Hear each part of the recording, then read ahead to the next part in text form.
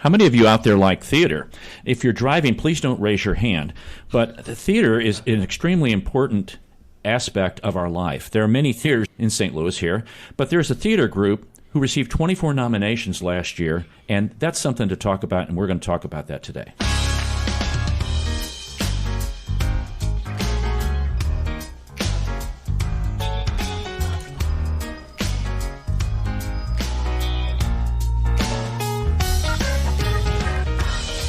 Welcome to St. Louis in Tune, and thank you for joining us for fresh perspectives on issues and events with experts, community leaders, and everyday people who are driving change and making an impact that shapes our society and world. I'm Arnold Stricker with Mark Langston. Mark, how are you, sir? I'm great, thank you. And Mark is fine. You don't have to call me sir.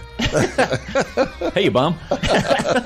What's going on over there? Way to do it. Not much, just enjoying that the temperatures have finally changed. I'm not sure when this will be, when you'll hear this, because we do replay them, but getting ready for the big eclipse, which is less than a week away. So that's going to be fun. One of my favorite times of year, springtime, where you see the renewal of trees and plants and flowers and the grass. Yeah. And people who live in what I would call a one climate area, I'm sure they get used to that and they love the aspects of that, Right. whether it be in Alaska or maybe down in Florida. Yeah. However, it's always nice to see the seasons change and Agree.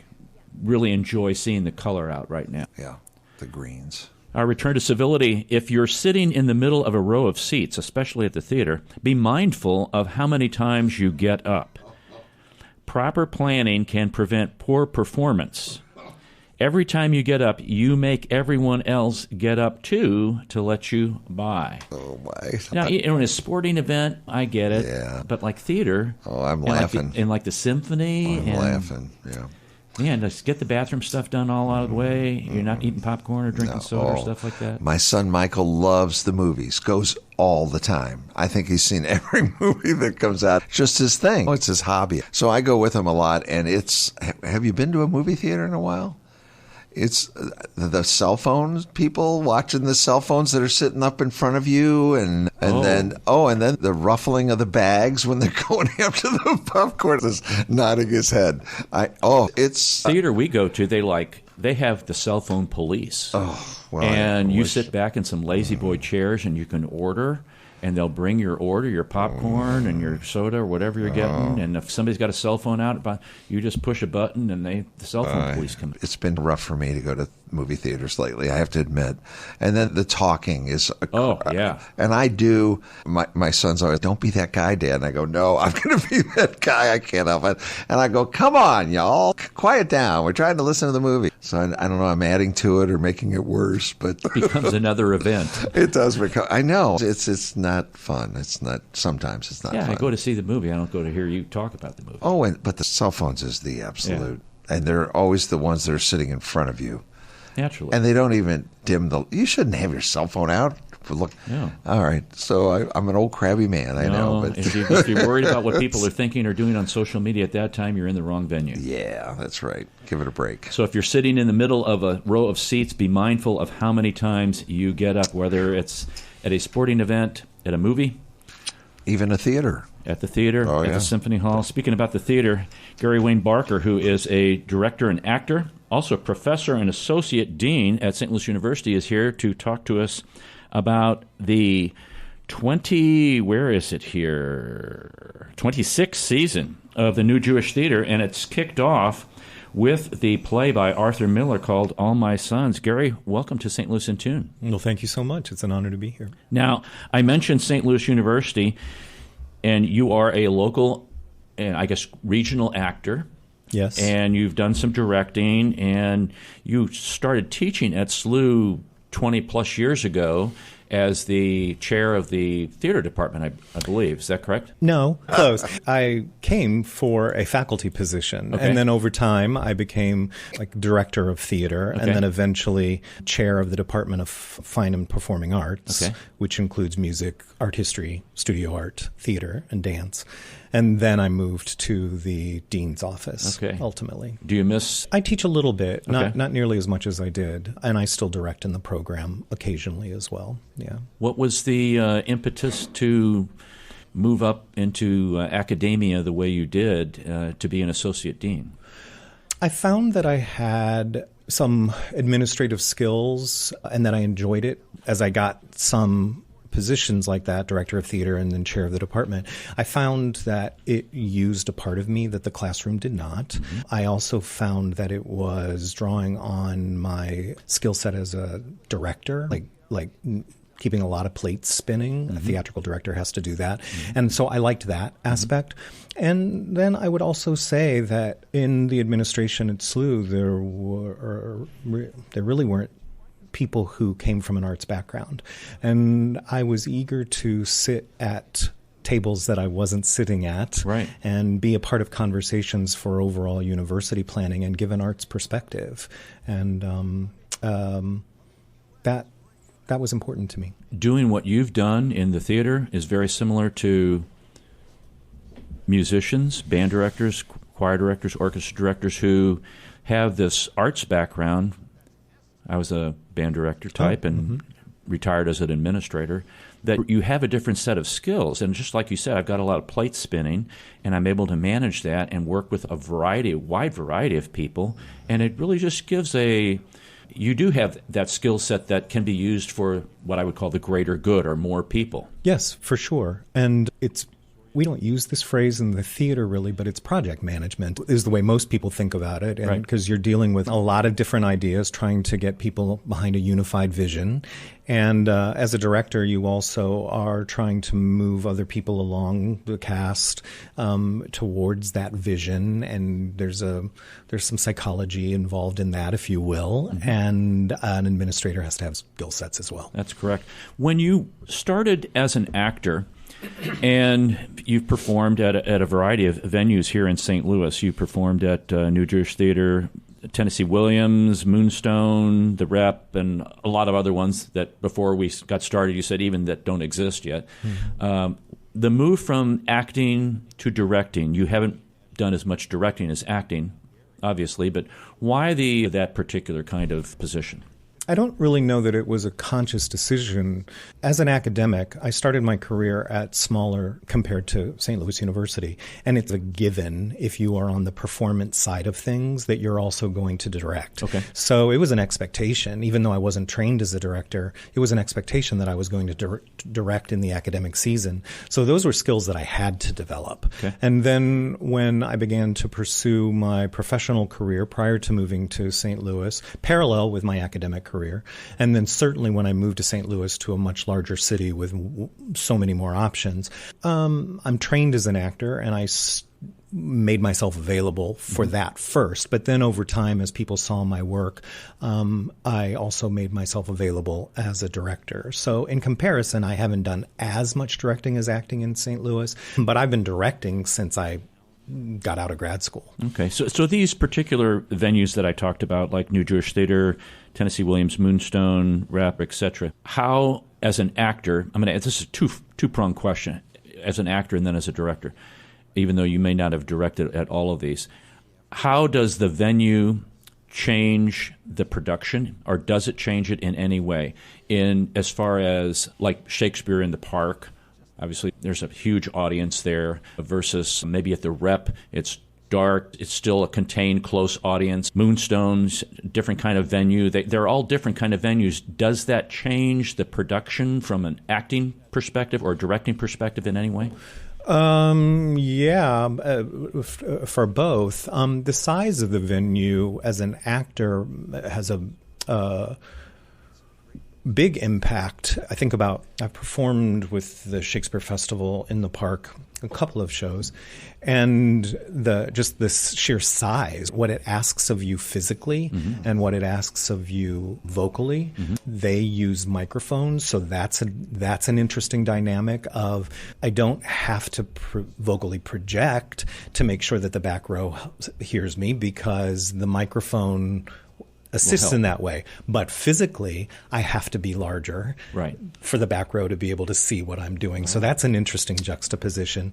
A studio theater, the New Jewish Theater, is a little over 100 seats, but it's a black box configuration, and the seating can change based on the production. So we're doing All My Sons in a thrust configuration, which means that there are audience is seated on 3 sides. Okay. Think about similar to the rep main stage configuration, but that theater has also been configured in the round audience on 4 sides, but it's also been configured.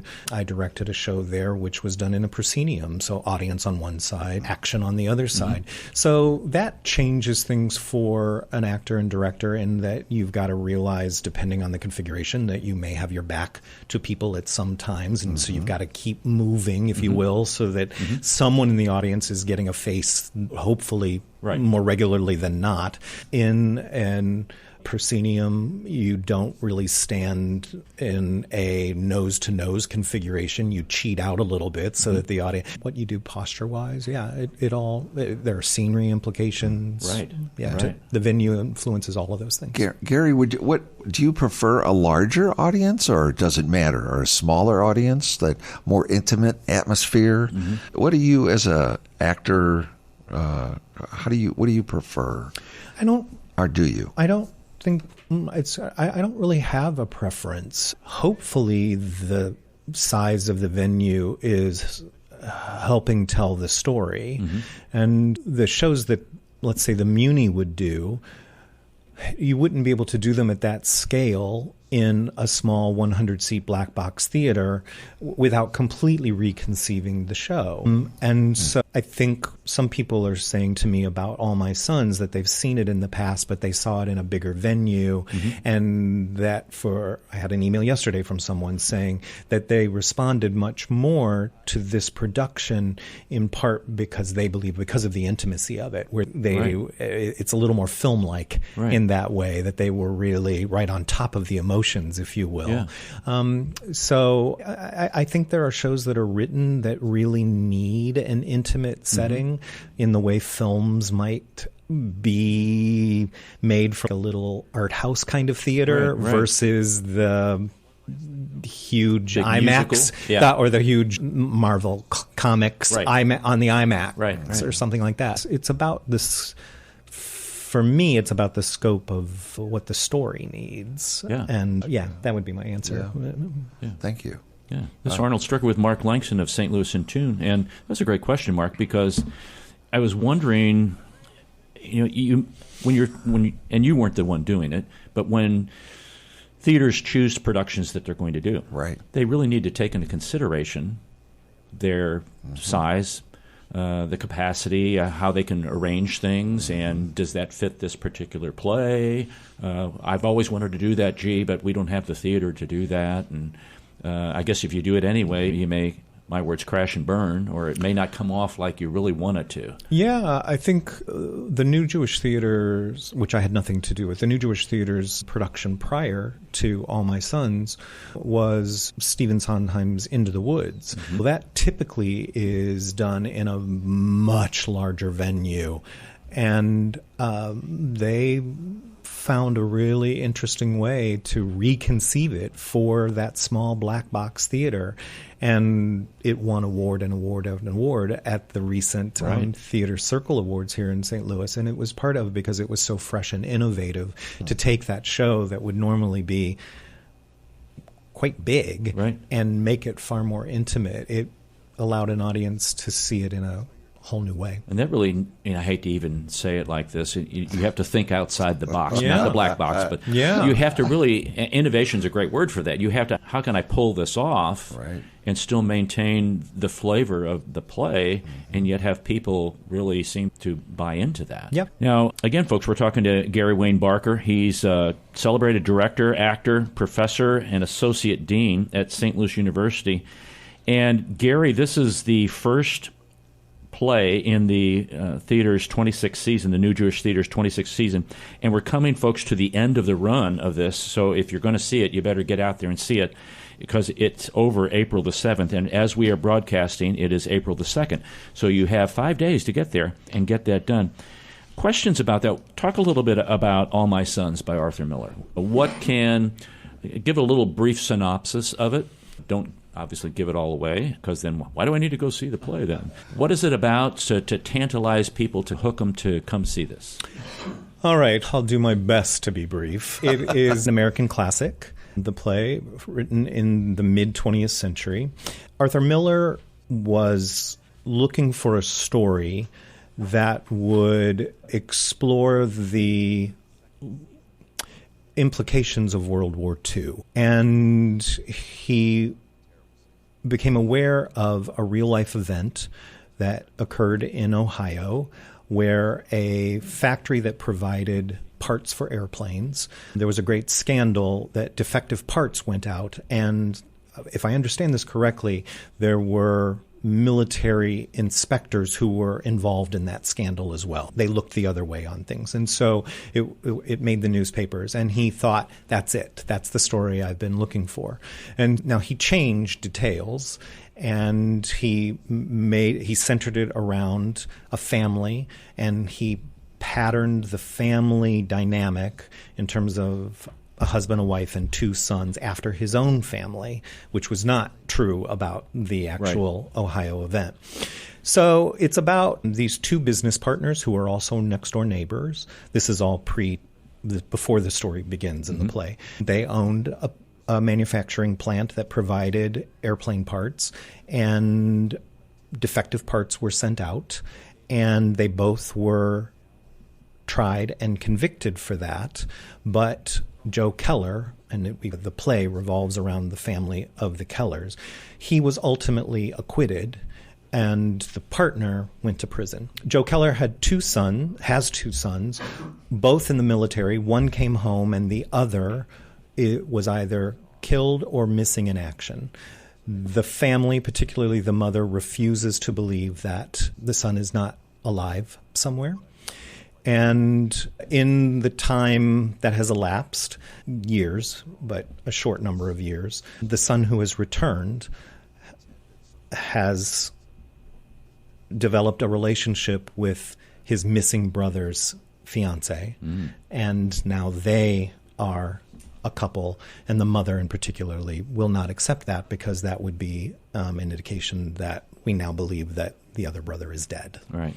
And ultimately, the play is exploring the idea of what is our responsibility to the world? Do we have a responsibility to take care of our family and the people we care about? Or do we have a responsibility to the whole world, hence the title, All My Sons?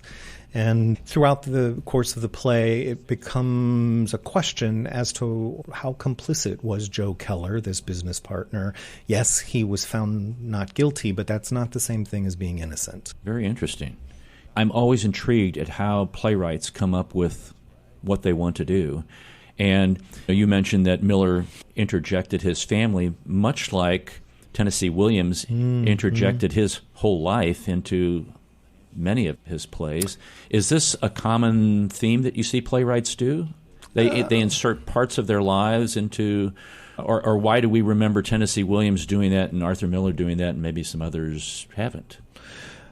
I think certainly playwrights or writers and creative writers in general, it's probably not surprising that they may draw on their life experience, right? And that may find its way into their poetry or their short stories or whatever it may be. And then there are other writers who are really pulling things out of their imagination from what we know about Shakespeare. There wasn't a great deal of Shakespeare's life that was folded into Shakespeare's writing, assuming Shakespeare wrote them at all. But that's another show. Really? Yeah, I think it varies. I have a good friend who's a writer, not a playwright, and she's writing to make sense of her life experience.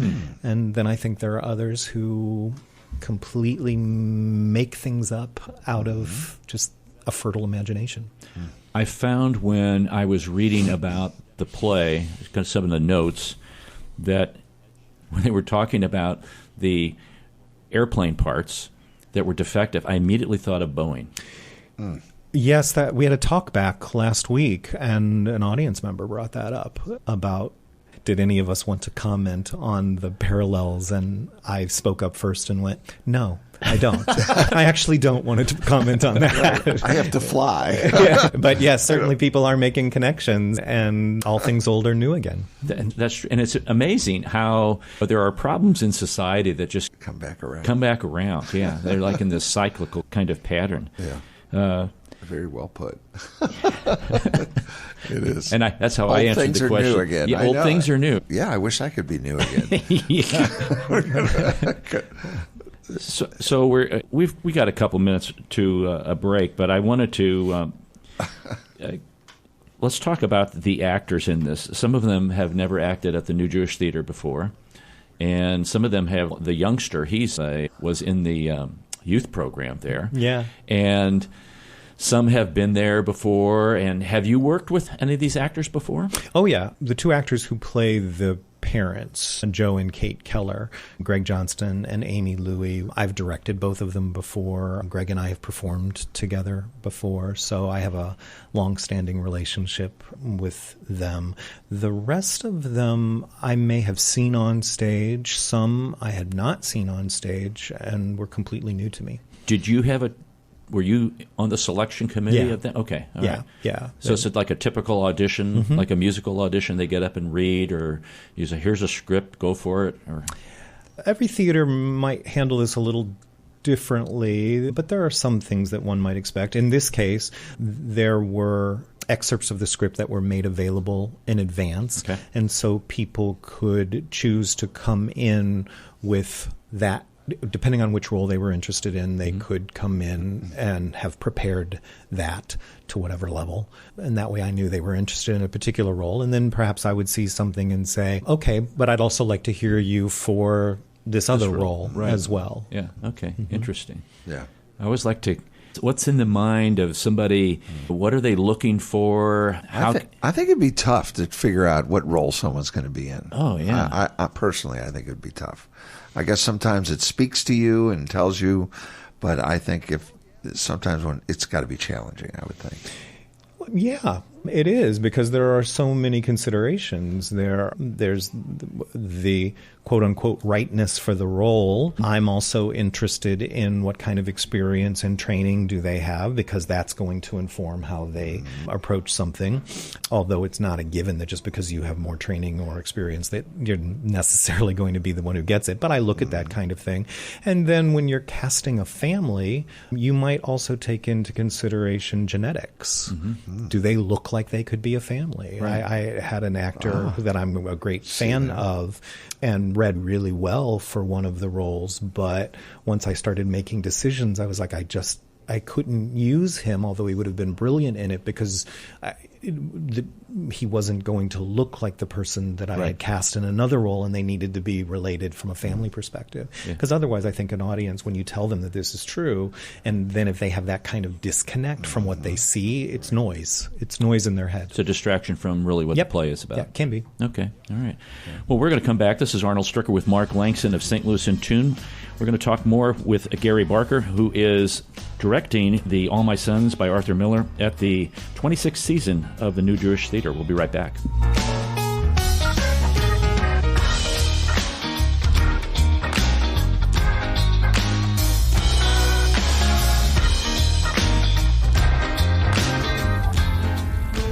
This is Arnold Stricker of St. Louis in Tune on behalf of the Dred Scott Heritage Foundation.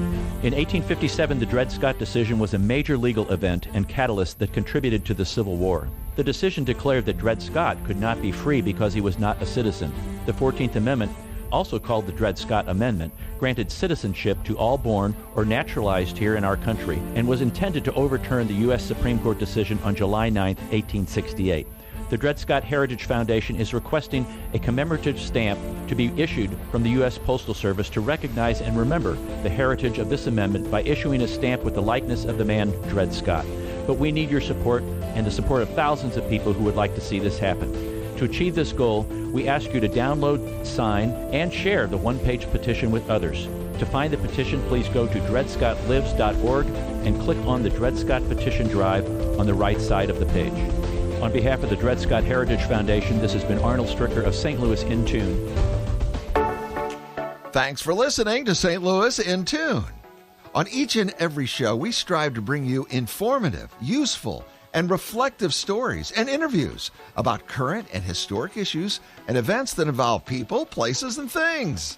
Hey, we cover a wide range of content, in the arts, crime, education, employment, faith, finance, food, health, history, housing, and humor, justice, and sports, and that's just to name a few. While St. Louis In Tune originates from the Gateway City and covers local topics, we connect to what is going on nationally as well. If you missed any of our previously aired programs of St. Louis In Tune, simply visit stlintune.com. That's stlintune.com. There you'll find every show from our first to our most current. Use the search engine and look for a show that might interest you. And if you have an area that you'd like us to examine deeper, let us know. Just drop us a line at stlintune@gmail.com. That's stlintune@gmail.com. St. Louis In Tune, heard Monday through Friday on the usradionetwork.com and many great stations around the U.S. and, of course, right here in St. Louis. Our website again is stlintune.com. stlintune.com.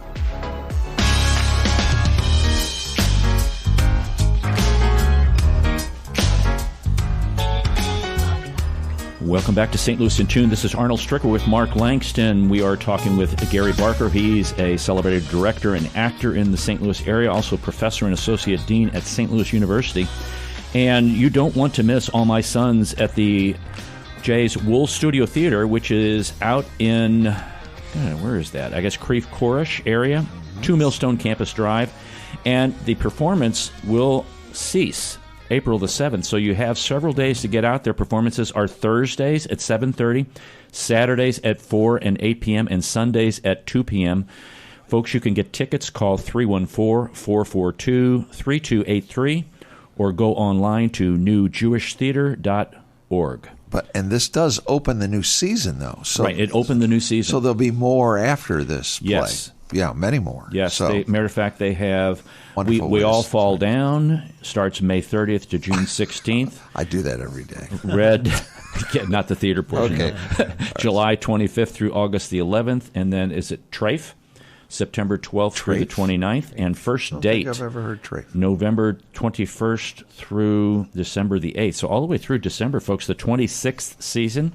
And remember that they were nominated, had 24 nominations last year. So this is not some fly-by-night theater production company. No, it's not. They know what they're doing, especially they hired Gary to direct the very first production. I was going to say coming out Gary of the has chute. quite a resume of his own. He there does. with He the does. Accolades to go along with it. What's been the biggest challenge on this particular play, Gary? I should have an answer to that, but I don't, because it really was charmed.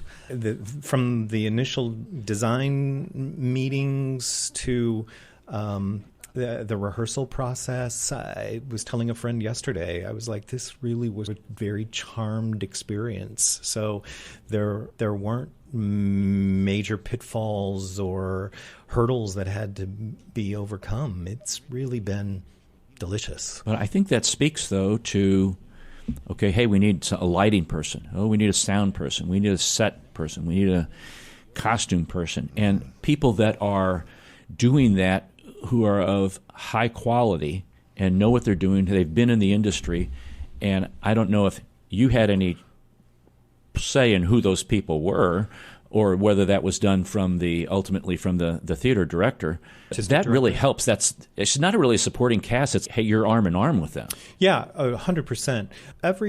Every theater might handle that a little differently. Sometimes a director is hired in and the team is already assembled.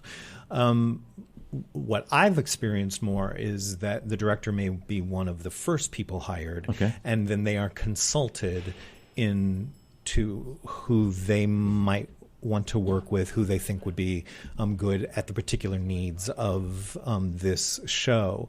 So this one was a combination. The costume designer, the brilliant Michelle Seiler, is the resident costume designer for the New Jewish Theater, and so she's just a given, and that is a given I'm 100% on board with. And then some of the other designers, I was able to say, oh, I think this person in town or this person would be really useful. The scenic designer was someone someone I knew by reputation, Otis Sweezy. He's a retired faculty member from SIUE. Okay. And we had never met, but I was aware of him by reputation. And since his retirement, he's able to come out and play more. And so it was a delight to be able to work with him. Amanda Ware, the sound designer, we've worked together on previous productions. She's on faculty at Webster Conservatory right now. And so I had some input, but yeah, it's the artistic director's responsibility to ultimately assemble that team, but I got input.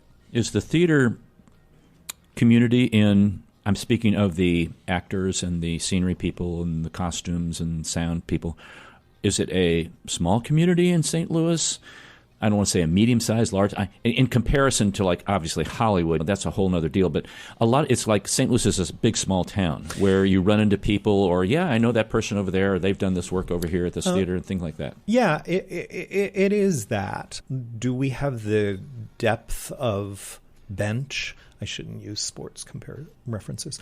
Do we have the depth of people participating that Chicago would have? No, we don't. But what I found when I moved here, and this has remained true, St. Louis is a bigger theater city than a city this size should have. So in my experience, like Dallas-Fort Worth, you would think would have so much more. But Right. in reality, St. Louis has historically, it ebbs and flows, has more professional theater opportunities than you would experience there. And that would be certainly true in comparison to New Orleans or even Minneapolis now. Seattle used to be a big theater city, but theaters have fallen on hard times in the United States, and so it's not as much as it once was. So we punch above our weight in St. Louis in theater. I was going to ask, why do you think that is? But you've answered that. That the pandemic, I know, did a lot to destroy a whole lot of things, especially in the arts. That's right. So how do you think, and say I'm a student of yours at SLU, how do we get theater back on, no pun intended, the main stage of people's where I want to choose to spend my money? I don't want to go to the ball game tonight. I don't want to watch the TV show. I don't want to go to the movies. Maybe I should go to the theater. How do you put that back on the main stage for people? Oh, if I knew that, I'd set up a consulting firm. I think the arts in this country and around the world, and I'm saying arts broadly, are struggling with this as to what the art form is going to mean to a new generation. And so symphonies and philharmonic orchestras have been struggling with this for decades now, actually. And so this is part of the reason that we will see them doing more popular programming, like playing the soundtrack to a Harry Potter movie or whatever it may be. So really trying to draw in a new audience and help them see relevance. Theater has been coming to that brainstorming a bit later than, say, the professional music world has, but it is definitely struggling with that now because people's attendance patterns and spending patterns have changed. From what I read, a contemporary demographic is far less likely to buy a subscription to anything. And that's how those venues, theater and symphony, that was their bread and butter, was a subscriber base. But that's not where a contemporary audience is. They want the freedom to be able to say, I'll go see this show, but I'm not going to commit to 5 shows or whatever it may be. So this is the professional arts venues are really wrestling with this question. I know in the orchestral world, there was, and a lot of it relates to certain conductors, that when they come into a symphony orchestra, they maybe I always play the classics. We always do the classic, or all we're going to do is modern music from this time period forward. You really almost now, to me, this is what I would like to hear. I would like to hear a variety, something that I can attach to the old classics. Okay, challenge me with this new piece and give me some middle of the road stuff. To get a varied program together is extremely difficult. You can't make everybody happy because then you make everybody miserable. But at the same time, you can't focus on one end and ostracize another group on the other side. Is that very similar in the theater world. It is, and I think a good artistic director who would be making those kind of like season choices, that's a skill set that not everybody has, to be able to think about what's going to be commercial, what's going to sell, but what might also be appropriately challenging to an audience, ask them to expand their taste some, what's current in terms of really engaging with contemporary ideas, what gives appropriate recognition of a classic. I think you asked a moment ago what was the challenge with this production, and it hasn't proven to be a challenge. But this is a very classically inspired play. It's a very, I'm hesitant to use the word traditional because that might be off-putting to some of the listening audience, but it has a very clear middle and end. And postmodern playwrights are not really writing plays in that dramatic structure anymore. They're far more influenced by film and TV and the quick edits and so on and so forth. And so I was curious to see how the audience would respond to something that's traditional in the way a story is told. But in fact, people have been responding really quite positively to it. And it's been interesting to just sit and watch and see how people are engaged with this compelling story, even though it's not told in a way that you might experience watching an HBO film. You know, I'm glad you said what you just said, because we've talked to other directors before, and, you know, one said, I remember in particular, I go to opening night and then I don't show up anymore because the work's already been done. It's now in the actors, it's their show. It's not my show anymore. And you said something I thought was fascinating.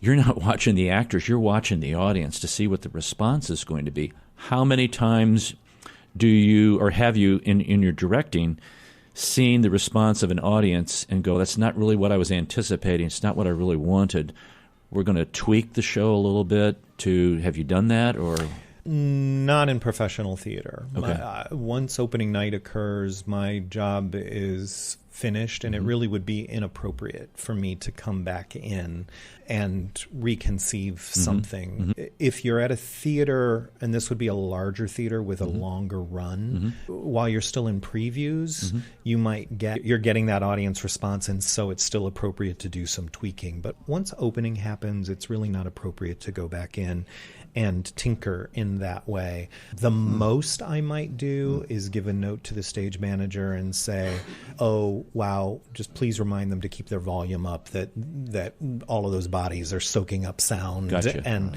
so I might gently say something like that, but it would be through the stage manager, because really the stage manager is in control once the production opens. Okay. Academic theater is different. I would say I have tweaked a little bit in academic theater because the overall purpose is the training of those students. Right. And so making an adjustment from one weekend to the next could be a valuable learning experience, even though that's not what they would experience in professional theater. For their overall training, they might hear from me in that. My job is not done on opening night in academic theater in the same way. Okay. And fascinating. It really is. And this is why I really enjoy picking people's brains about this, because, you know, somebody who's going through the process, or you're a general, I'm sitting in the audience, I wonder what the director's thinking in this particular situation, or why they chose this particular, you know, set, or why they're doing it this way. And which brings me to this question, is that you've probably seen this play done before, maybe not. I was in it. Okay, that helps a lot. How many times do you read the script as a director to get into your mind exactly what you want to do? Well, I don't have. It's not a fixed recipe. It's drawn on experience about where you are at the time, or yeah, I'm going to read it multiple times, but there's not a fixed number. Okay, but. Yeah, I'm going to read it multiple times over a period of time as well, assuming I have a period of time in my prep time. I'm going to read it multiple times to see what new insight I get. Or I'll read it with a particular lens in mind, meaning I might read it one time just to, this time I'm just reading it to see what the prop needs are. And this time I'm going to read it to just see what the visual images are that might inform my conversation with the lighting or scenic or costume designer, a props person, whatever it may be. This time I'm going to read it for the sound, like what sounds are suggested in the play, because that's going to inform my conversation with the sound designer. Okay. Wow. Yeah. It's amazing. It's like a jack of all trades. You have to be able to visualize and anticipate what they're going to be, so you get to the final production or the first, when everybody shows up, that you know exactly what you want to do. Not that it's set in amber, right? Because then the cast are going to bring their own unique things. Correct. So you have to have some flexibility to be able to adjust based on the great ideas that those actors are bringing to you in the midst of the rehearsal process. And sometimes that will affect, like going back to the scenic designer, if before something is built and saying, we talked about this, but I think let's rethink that based now that I can see the action. And so you have to have some flexibility, but I'm a director who comes in with a pretty clear idea from the beginning so that I can help everybody get on the same page. And as actors make choices, part of what my job is as a director is to be able to say, yeah, that's a really great choice, but not for this production. If we were doing a different production of this, I could see how we might go that way, but that's to help them edit. And you explain that to them, though. Yeah. I do. Not all directors do, but I do. Which it gets. I've seen these movies where the director's sitting there and, no, that's not what I want. And they're yelling at everybody, and the actors are just like. And I think the collaborative. I even hate to use the word collaborative but it is where you're willing to.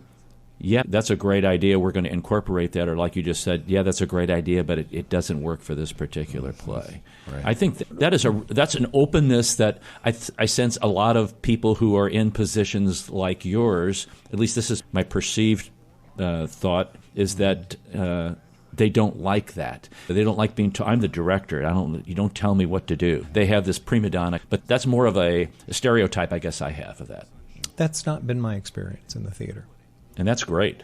That's nice to hear. Yeah, that has not been my experience. It's a very collaborative art form. And when I say that I try to arrive at the first rehearsal with some decisions made, I also want to make sure that I'm saying, I'm not telling the scenic designer how to design the set. I'm giving them what my values are. I may say, these are some things that are important to me that I think the set has to have, and then they bring something amazing, and I may say, yep, that works. No, not so much that. Let's tweak there. But that's true with all of the designers. They're bringing their own artistry to it, and the actors bring their own artistry to it. And so I might say, oh, I thought of the scene or this moment differently. Now I see what you're doing. Yeah, actually, that's a better choice. Okay, cool. Wow. So you're not micromanaging then? No. I hate to even put it into those terms. No, but that's exactly what it is, in my opinion. There are directors who approach it that way and can get terrific results. Personally, I'd have a tough time with not tweaking it after every performance. But I think what Gary's saying is right. You put it together and let's go forward with it. Let it go. Yeah, and I think that's important too. I would have trouble though. In, let's say, first national tours, like it might have had a celebrated show, like The Lion King, for instance, right? There are directors, we'll call them assistant directors or associate directors. Once that show goes out into the world, particularly on the first national tours worldwide, there are people who are hired to go and spot check the fidelity of what that company is not allowed to change things. Sometimes even depending on the production, even to what words are hit or this is the thing and this is the thing that the world is expecting to see. And there are people who are quality control agents, frankly. That's not true in a regional or small professional theater world. Okay, that makes sense. Gary Barker's our guest, and if you have time, folks, you need to make time to go see All My Sons by Arthur Miller at the New Jewish Theater, and production goes through April 7th. You can get tickets at the newjewishtheater.org or 314-442-3283. You've been a practitioner and an educator for a long time. one of my favorite questions to ask those individuals is this. I'm thinking of going into the theater business. I want to be an actor, and maybe I'm in middle school or high school, or maybe I'm in elementary school, and I see this, and what do you suggest I do so that I can be successful in the industry? Oh, there are a lot of answers to that question. I think see as much theater as you can at all levels, because that's informative and educational. Get as much training as you can. There are technical skills that will be beneficial. So if someone knows in junior high that they want to do that, then start singing voice lessons. Not that all actors sing, but it will make you better. It'll make your speaking voice better. Get as much dance training as you can, even if you don't want a musical theater career, because it's going to make you more in your body. So there are technical skills that take time to develop. So the earlier you start, the better you are, whether that's fencing or stage combat or dance, juggling, clowning, whatever it may be. I think I tell my college students, I think this is even more true in the profession now, to not be too limiting in terms of I'm going to be an actor in the theater and that's what I'm going to be. It's actually probably better to say I'm going to be an artist in the theater, or I'm going to be a theater maker, because the reality is that the business may require you to be more than one thing. And there's this stereotype, if you will, of the person who's an actor and then they're a waiter, and right. And there's some validity in that stereotype, but the students that I know who have graduated and have said, I'm going to have a career in the arts, and that may be arts management, and maybe I'm stage managing, and then I'm in 3 plays as an actor, and then I'll be a director as well. They've got multiple skill sets. I have yet to find someone who made the decision to have a career in the arts who didn't have a career in the arts.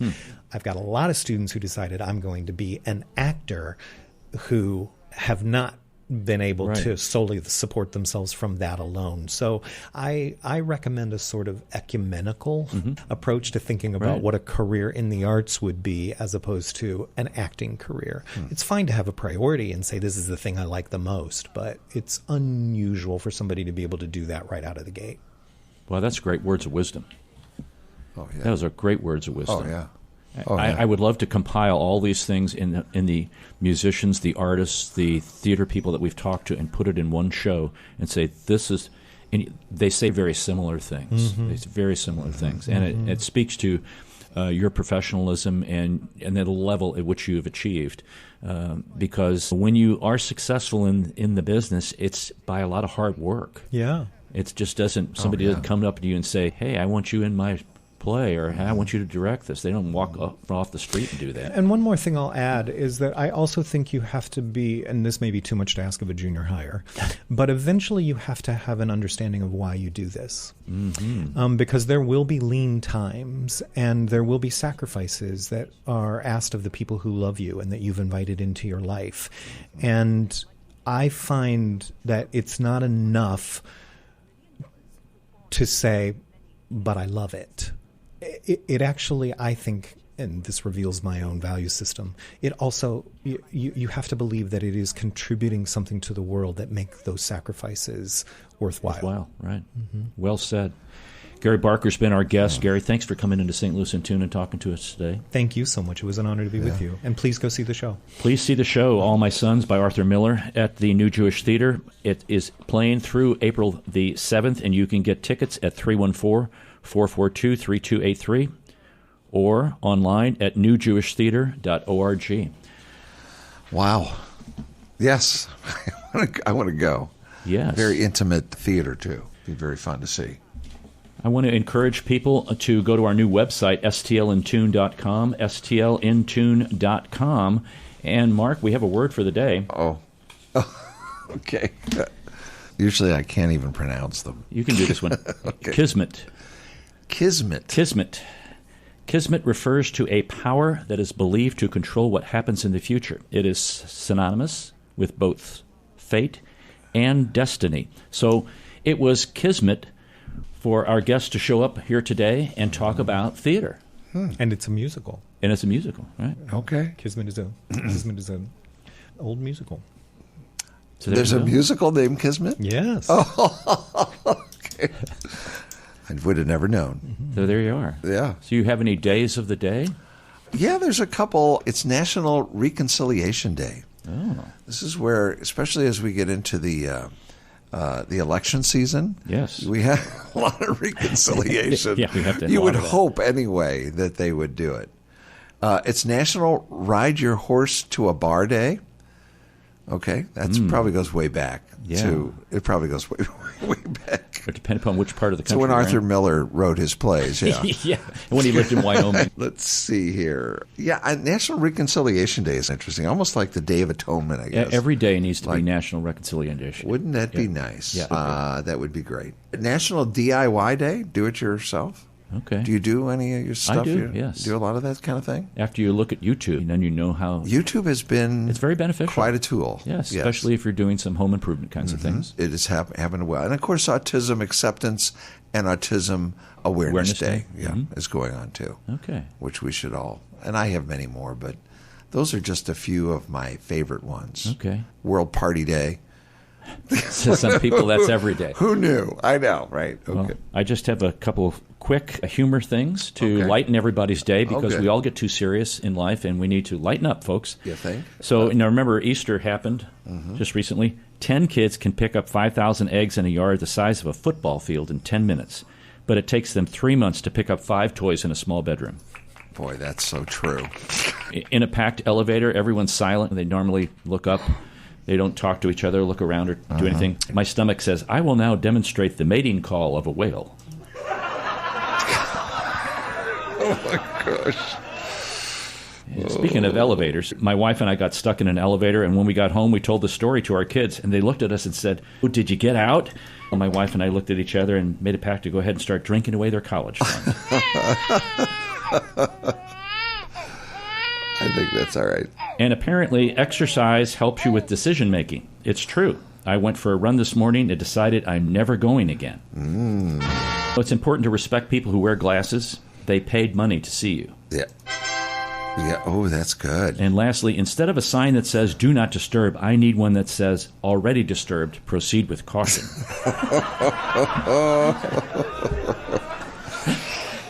We need to lighten up, folks. Yes, we do. We need to laugh and have fun. Yeah, there's a lot of lightening up. One reason we did that. So we do that every show. We end the show with humor. Actually, that's all for this hour, and thank you for listening. If you've enjoyed this episode, you can listen to additional shows at stlintune.com.